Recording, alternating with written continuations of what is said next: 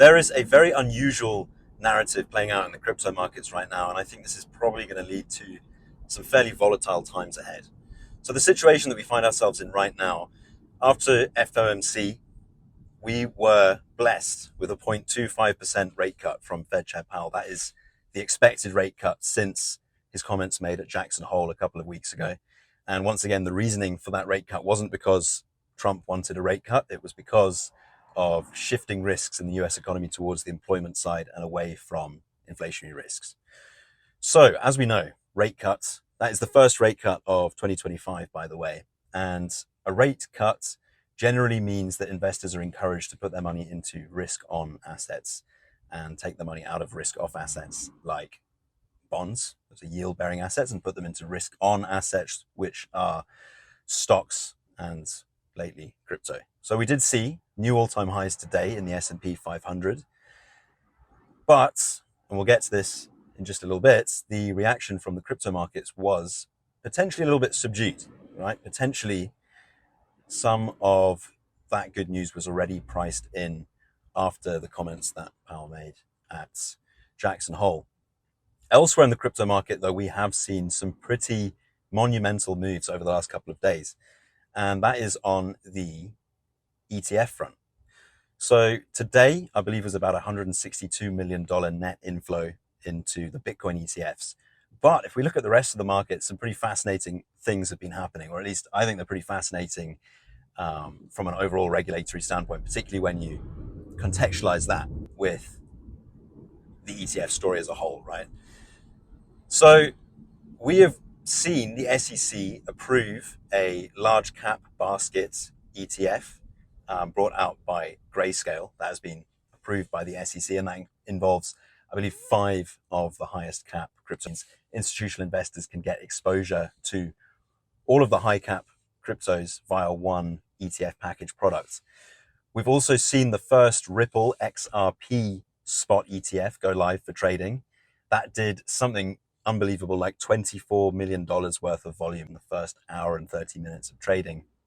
And then, perhaps preposterously, or at least in some people's eyes, this will be preposterous, we saw the first Dogecoin ETF go live for trading. That would also be the first meme coin ETF go live for trading. Technically speaking, that's not a true spot ETF, but nonetheless, that is a meme coin ETF, right? And I mean, imagine how ludicrous that would have been to say a couple of short years ago. Incredibly bullish stuff for the altcoins as well, right? Well and truly into altcoin season.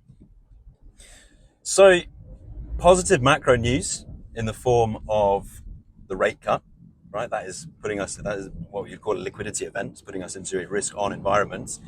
Positive news on the regulatory front with new ETFs being approved and starting trading left, right, and center. Positive inflows on the Bitcoin ETF as well. But with all of this, the market remains pretty neutral, at least in terms of the fear and greed index, right? So we are today at a 52 fear and greed index, and that is bang on in the middle at neutral. The market is it's not acting in a euphoric way at all. Now, that is very strange, but the opposite of this, we'll say, would be mildly positive news, incredibly euphoric fear and greed index, and a lot of people piling in leverage long. That is when you would expect news like this to actually lead to a blow off top type of situation, right? Where lots of people jump into the market on leverage, and then just a small pullback can in some cases lead to those leverage long positions becoming liquidated, i.e. forced to sell, supply is dumped on the market, and the market can come back from those highs very, very quickly. That's why it's called a blow off top. In this situation, it almost looks like there's 2 ways we could interpret this. One of them is the pessimistic way, or the bearish way, which says the market just isn't perceiving this particularly bullishly. The market is jaded, perhaps. Have we gone too far, etc., etc.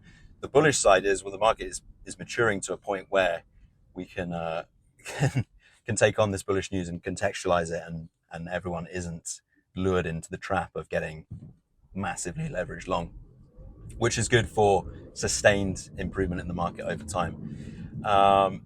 Do bear in mind, the market is on net leveraged long right now. There are more longs in the market than there are shorts. We can see that by the long liquidation risk right now. and the fact that that is higher than the short liquidation risk. I'll overlay that on the screen for you. But fear and greed index 52, completely neutral.